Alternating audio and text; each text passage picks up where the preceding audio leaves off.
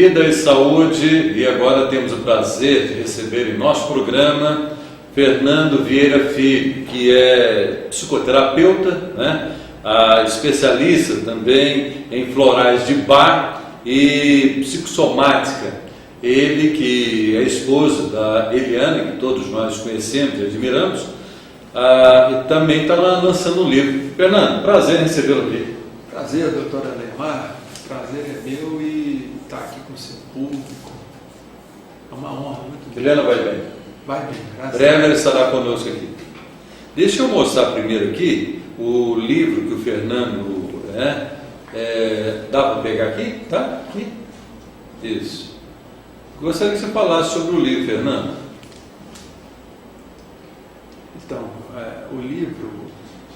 esse livro ele foi escrito baseado numa tese que eu defendi, e é um livro que mostra o perdão como uma ferramenta terapêutica. E esse livro eu tive ele, antes dele ser um livro, quem orientou essa tese foi o Dr. Elias Barbosa, que é meu sogro. Saudoso, hein, doutor Elias Barbosa? E aí ele gostou da tese, tudo, e falou, Fernando, você tem que transformar esse livro. Sim. E aí eu falei, não, tudo bem, vamos transformar. Mas aí na época ele faleceu, tudo, e não chegou a ver o livro pronto. Certo. Tá? Mas é um livro que foi feito para ajudar as pessoas, que é um livro de cura. É um romance, e esse romance eu tive que ambientar ele lá na Áustria. E esse romance ele passa na década de 70, no final da década de 70, que foi a época que eu conheci o meu sogro. Então, fiz em homenagem. Que bom. Deixa eu te perguntar, Dr. Eckhart, é isso? Gostaria que você falasse sobre ele para nós. O Dr. Eckhart, ele é um médico, é um psiquiatra alemão. E esse psiquiatra, ele teve um problema que ele perdeu a família na Segunda Guerra, e aí ele desgostou das coisas, tudo, e acabou indo lá para o Himalaia. E lá no Himalaia aconteceu... Já com médico, não? Não, ele já era médico. Já era médico. Ele era um médico alemão. Sei. E ele perdeu a família quase toda no bombardeio. E só sobrou a filha caçula dele, que é a Christian, que é também personagem desse livro. E aí ele foi para o Himalaia, lá no Himalaia ele passou uns anos lá. E aí aconteceu uma série de coisas lá, que ele escreveu um livro na época, inclusive esse livro foi que salvou ele dos comunistas chineses que invadiram o Himalaia na época. Eu conto essa parte. E como o livro dele virou um best-seller, esse livro foi que salvou a vida dele. Interessante. E aí depois ele voltou de novo para a Alemanha, chegou na Alemanha, a Alemanha estava dividida, aí ele resolveu ir para o sul da Áustria. E aí lá...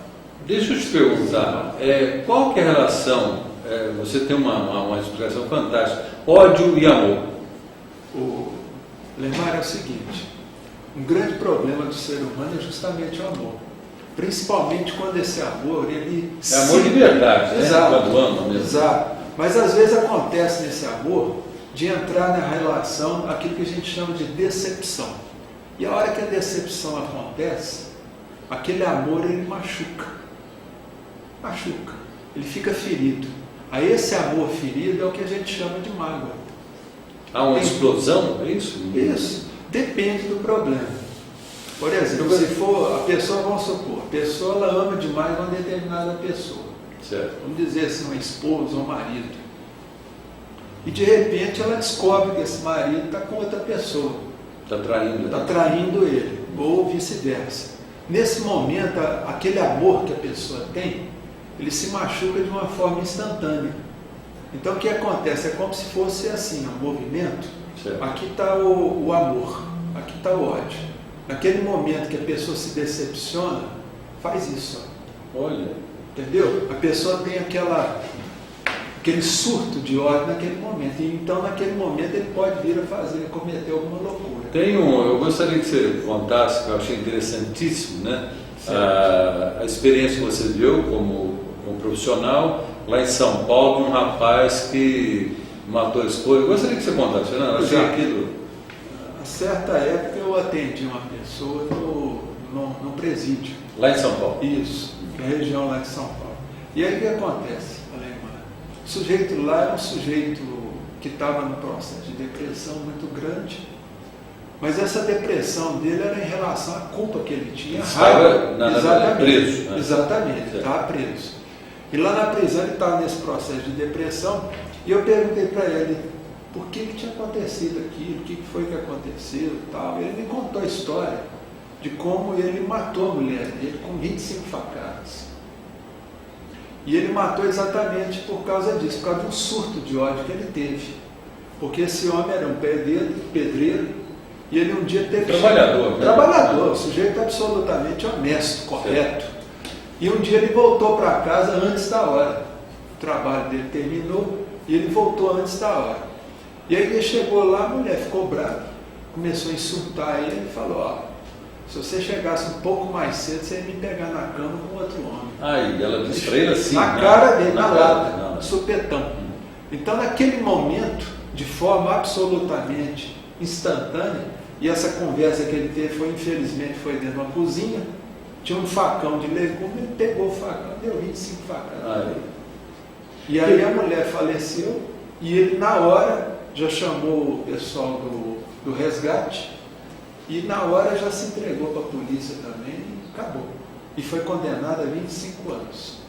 Deixa eu te perguntar, nesse caso, para vocês, né, você como profissional, ele não é criminoso? Olha, no meu modo de entender, não. Não. Ele cometeu um crime. Cometeu um crime passível de punição. Sim. Tá? Porque ele feriu a Constituição, tudo, né? Matou, tirou a vida da pessoa. Mas assim, é uma coisa, viu, Alemar, que pode acontecer com qualquer ser humano. Por isso que eu coloquei no livro, só que eu mudei tudo a história no livro. Sim. Então, quer dizer, isso acontece com qualquer um. Esse grande amor transforma em ódio. É isso. Porque na realidade é como disse o Freud. O Freud falava muito nisso, inclusive ele escreveu um livro que chama Pulsão e seus Instintos. E ele mostrava o que nesse livro? Que o amor e o ódio são ambivalentes. O que quer dizer isso? Você dirige o amor e o ódio para o mesmo objeto, quer dizer, para uma mesma pessoa. É absolutamente normal. Porque o problema, viu, Alemar, da pessoa falar ódio, mágoa, essas coisas, é uma questão de crença. Porque essa é uma crença que já vem lá de trás, nós ocidentais, de que a gente acha de que ódio é uma coisa pecaminosa. E não é. Pois é, quando a pessoa fala assim, matei por amor. O que é isso? Mas matou por amor, mas num segundo ele teve ódio. Naquele momento de ódio, ele matou. Porque, o Alemar, é o seguinte, não tem possibilidade de uma pessoa ter ódio de uma pessoa se ela nunca amou aquela pessoa. Você está entendendo? Não existe isso? Não existe. Por exemplo, você está no trânsito, o sujeito que você nunca viu, ele te fecha o carro, te xinga de tudo. Naquele momento ali, você fica com raiva dele. Raiva. Tá? Mas passou 2, 3 dias, você nem lembra da cara do sujeito. Nem lembra. Agora, quando é um irmão seu que chega para você e fala assim, fulano, você é um vagabundo, isso é isso, é aquilo, você não vale nada. Você entendeu? Você nunca mais esquece o que o fulano falou. Aquele irmão seu. É verdade. Ele mexe Por quê? Com você, né? Porque como você ama a pessoa, aquele amor, quando a pessoa se decepciona, viu, Alemar, ele vira um amor machucado. Aí esse amor machucado é que a gente dá o nome, os sinônimos, que chama de ressentimento, mágoa, amor ferido.